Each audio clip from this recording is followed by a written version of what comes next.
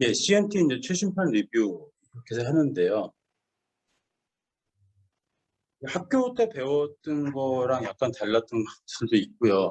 이게 첫 번째가 바로 그런 케이스인데, 발침하기 전과 발침 시 자침 부위에 압력을 가해야 하는가? 이 말이 이게 침이 이렇게 한 군데 들어가서 옆에 이렇게 누르면서 이렇게 빼든지 뭐 넣든지 이렇게 한다는 얘기인데, 이게 항상 이게 새로 바뀌는 룰에서는 이거 누르고 하지 말고 그냥 침만 깔끔하게 그냥 뽑으란 얘기입니다. 그래서 침을 빼고 있는 중이거나 내가 이런 침을 잡아 뽑고 있는데 근처에 압력을 이상하게 줬을 경우엔 절친 부상이 위험이 있대요. 그래서 요즘에는 그냥 완전히 그냥 쏙 뽑고 한 손으로만 침을 딱 붙이고 쏙 뽑고 난 다음에 그 다음에 뭐 솜 같은 걸 이용해 가지고 침이 나오는 게 침공을 이렇게 막아준다. 이게 지금 CNT에서 규정하고 있는 최신으로 바뀐 내용입니다. 그리고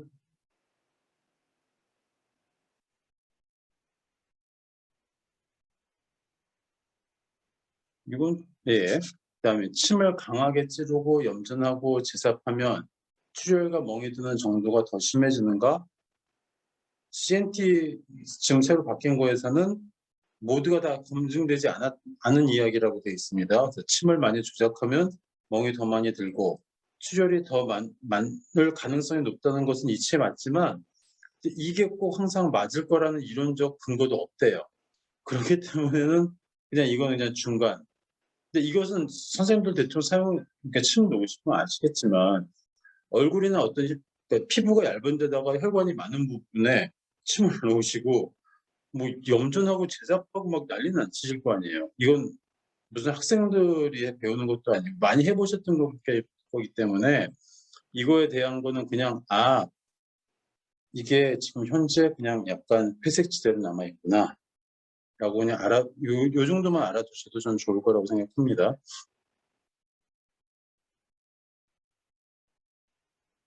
침의 길이나 굵기는 침 느낌의 강도에 영향을 주는가라는 게 있는데 이것도 역시 검증되지 않았다는 걸로 나와요. 일반적으로 침구사의 전문 기술이 침의 길이나 굵기보다는 침 느낌의 강도와 더 연관이 있다라고 되어 있습니다. 이거는 이게 선생님들이나 저와의 임상적인 경험이 아니라 그냥 CNT에서 규정하고 있는 거니까 이런 게 있구나라고 알아두시면 좋을 것 같고요.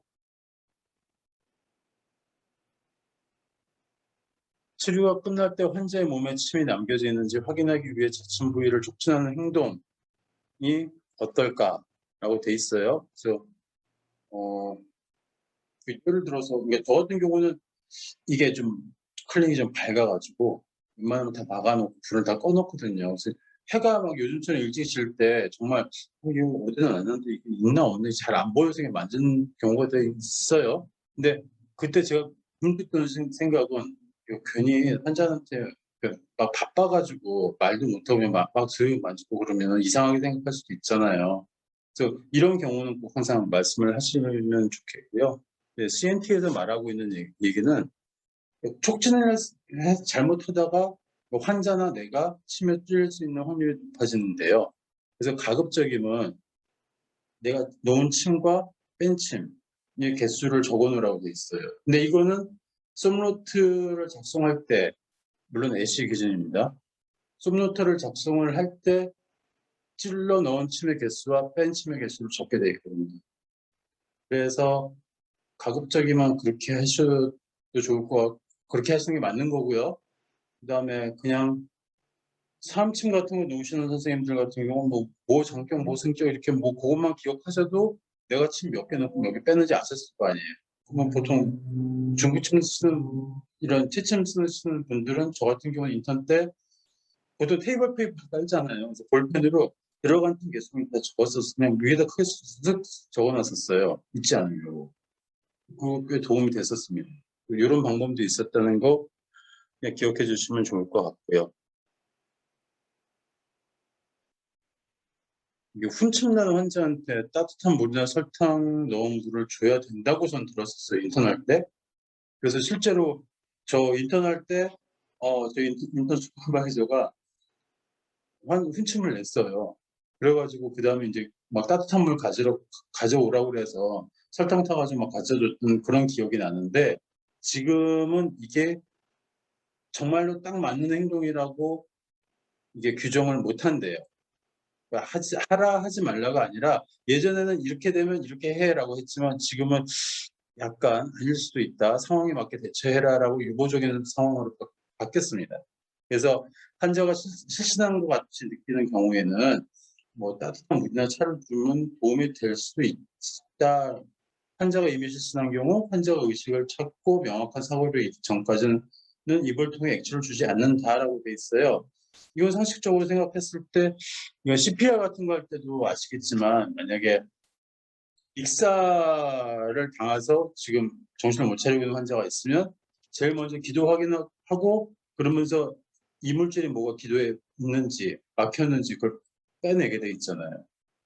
똑같은 상황이죠. 이렇게 이미 지금 정신이 없는 상황에서, 정신이 있는 상황에 입에 뭐가 들어오면 지가 알아서 꿀꺽하지만, 지금 실신한 상황에서는 그런 연동작용이 안 생기잖아요. 그렇기 때문에 기도를 막을 수가 있죠. 식도를 타고 다행히 내려와주면 좋겠지만 기도를 막아버리면 더 문제가 날 수 있기 때문에 이건 위험할 수도 있는 행위라고 지금 결정이 되어 있습니다. 요거는 상식적으로 생각해도 이럴 수도 있겠다라고 생각하고 있습니다. 그다음에 얼마나 자주 적절한 소독약으로 진료용 테이블을 닦아야 하는가. 아까 말씀드렸듯이 위에 테이블 시트 같은 거, 이거 천으로 된 걸 사용하지 않는 그런 종류의 테이블인데, 여기서는 어떻게 돼 있냐면은 환자가 바뀔 때마다, 그다음에 하루 일과가 끝날 때 소독약 용액이나 소독약이 묻은 천으로 진료대 또는 진료용 의자, 환자의 손이 닿았을 만한 모든 곳, 그다음에 진료자의 손이 닿았을 만한 모든 것을 닦아야 된대요. 그다음에 여기서는 소독약을 사용하셔야 됩니다. 이게 예를 들어서 보통 침 놓으실 때 이게 침통 바로 옆에는 보통 그 알코올통이랑 솜통이 같이 있잖아요. 근데 알코올은 CMT에서 지금 규정하거나 아니면 이쪽 서양 과학 쪽에서 생각을 할 때 알코올은 표면을 닦아내는 용도로 사용하는 것이지 이게 소독의 기능을 갖고 있다고 생각하지 않아요. 그다음에 그런 기능도 없고요. 만약에 근데 알코올이 그런 효과를 갖고 있다라고 하면 양방병원에서 수술할 때 알코올로 닦겠죠. 빨간 약이면 이런 요드 같은 거 안 쓰고요.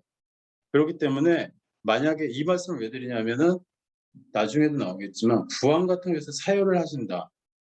아니면은 그냥 간단한 예를 들어서 침을 놓고 백침을 했는데 여기서 피가 나오네. 그래서 아까 딱 같더니 이게 솜이 있었네. 알코올 묻은 솜이 있었네. 뚝 닦고 그러시면 안 된다는 거를 알려드리고 싶고요. 그다음에 과학적으로 증명이 된 건데, 상처가 난 곳에 알코올이나 소독약 같이 강한 자극성을 가진 그런 액체나 어떤 에이전트가 상처난 부위에 닿으면 상처가 봉합되는데, 그다음에 이게 새살이 나는데 이런 거를 굉장히 많이 방해를 한다고 지금 되어 있습니다. 그래서 이런 거는 알아두셨으면 좋겠고요. 아까 소독제는 아까 말씀드렸듯이 이 EPA 등록된 거, 그것만 소독제로 인정을 하는 겁니다. 그다음에 과산화수소수, 요드 같은 거는 선생님들께서 만약에 그 습부항을 하시면 피를 뽑는다는 이런 거가 되시는 곳에서 그러니까 어떤 이 부위에서 피를 뽑아야 되면 그 부분을 닦아내야 되는 거는 어떻게 깨끗하게 하고 싶으시다면 웬만하시면 과산화수소나 요드를 사용하시라.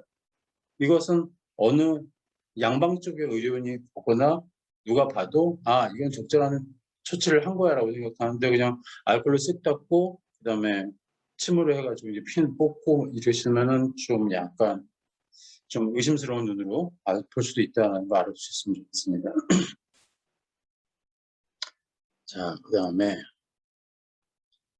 요거는 저 역시도 살짝 참, 이거 침 하나가 얼마 안 하는데 침 한 통에 10개가 들어있잖아요. 근데 하다 보면은, 그러니까 저 같은 경우는 사무실 보통 넣습니다. 그럼 하다 보면 이제 보통 4개 넣잖아요. 4개 놓는데 하나가 모자라가지고 새 걸 하나를 뜯어야 돼요. 그러면 9개가 남잖아요. 그러면 참, 그러니까 고민을 하는 제 자신이 한심하기도 하지만 이걸 참 어떻게 하면 좋을지라는 생각이 드는데 또 CNT 이 부분이 있어서 말씀드립니다. 그래서 이렇게 침 한번 뜯어서 나오면은 당연히 이건 멸균 상태에서 포장이 돼 있던 건데 공기 중에 닿으면 멸균 상태가 아니겠죠. 그렇게 되면은 이거를 또 다른 그러니까 그 환자를 보내고 그 다음 환자를 뜯어냈던 그 침을 가지고 또다시 사용한다. 그러면은 참 문제가 됩니다. CNT에서도 문제가 되고 이것은 각종 보도에서 각 주의 보도에서 만약에 어떤 문제가 생겼을 때 이런 게 발견이 된다 하면은 이제 unprofessional conduct가 되겠죠. 이런 케이스가 실제 케이스가 있었어요. 그래서 선생님께서 무슨 일이 다른 일이 있어서 보도에서 조사를 나온 거예요. 근데 그 클리닉에 들어갔는데 침 이렇게 놓는 통 있잖아요. 거기에 아까 그 전에 치료했고 간 환자를 치료하고 남은 뭐 침이 몇 개 남았는데 그게 이렇게 올려져 있었던 거예요. 근데 거기서 바로 지적사항이 나왔던 게 그럼 네가 이 침을 다음번 환자한테 사용하지 않을 것이라면 남은 침은 모두 침통에 버리고 이 플라스틱 케이스 같은 거나 침관은 쓰레기통에 버렸었어야 되는데 무슨 의도를 가지고 여기다 뒀니? 우리가 보기엔 이건 이 다음 환자한테 또 사용하기 위해서 네가 올려둔 것으로밖에 보이지 않는다. 그래서 그것까지 이제 추가가 돼 버린 거죠. 그러니까 이런 일을 예방하기 위해서 첫 번째는 저 같은 경우는 그래서 보통 선생님들 쓰실 때 여러 가지 종류를 한 환자한테 쓰지 않으시는 잘 쓰시는 침들이 있잖아요. 그래서 그런 침들이랑 똑같은 사이즈의 개별 포장으로 돼 있는 걸 저는 가지고 있어요. 그래서 한 뭐 몇 개 쓴다 그러면 쓰고 모자란 거 한두 개 돼 있는 거 뜯어서 사용하고 그다음에 혹시나 뭐 침이 남았다 그러면 이건 환자들 가기 전에 버리고 이것을 하려고 노력을 합니다. 가급적이면. 그리고 환자들 같은 경우는 어디서 뭐 이상한 걸 보고 왔는지 TV에서 봤대요. 저도 하도 뿔딱 뛰어나서 물어봤었는데 이 침 도대체 사용한 거 다시 사용하는 거 아니냐라는 그런 이야기를 전 여러 번 들었어요. 근데 말을 한 사람은 그나마 고맙죠. 이 사람은 어떻게 내가 앞으로 대처를 해야 될지 정확하게 딱 기억을 하겠지만 말을 하지 않고 소심해 가지고 혼자서 이거 뭐 어떤 거야라고 혼자 생각하고 있는 사람이 자기가 딱 이제 방에 들어가 이제 준비 다 돼서 누워 이제 이렇게 얘기했는데 들어가면서 쓱 보니까 뜯어진 침이 있는 거예요. 그럼 '야 이 사람은 이걸 또 이제 더러운 걸 나한테 쓰는 거 아니야?'라는 또 그런 오해를 받을 수 있잖아요, 쓸데없이. 그래서 그런 것들을 다 예방하기 위해서라도 가급적이면 남는 침은 그냥 시원하게 쫙 버리시고 남는 침이 생기지 않게 개별 포장된 거 똑같은 사이즈를 가지고 계시면 그나마 좀 나을 것 같습니다.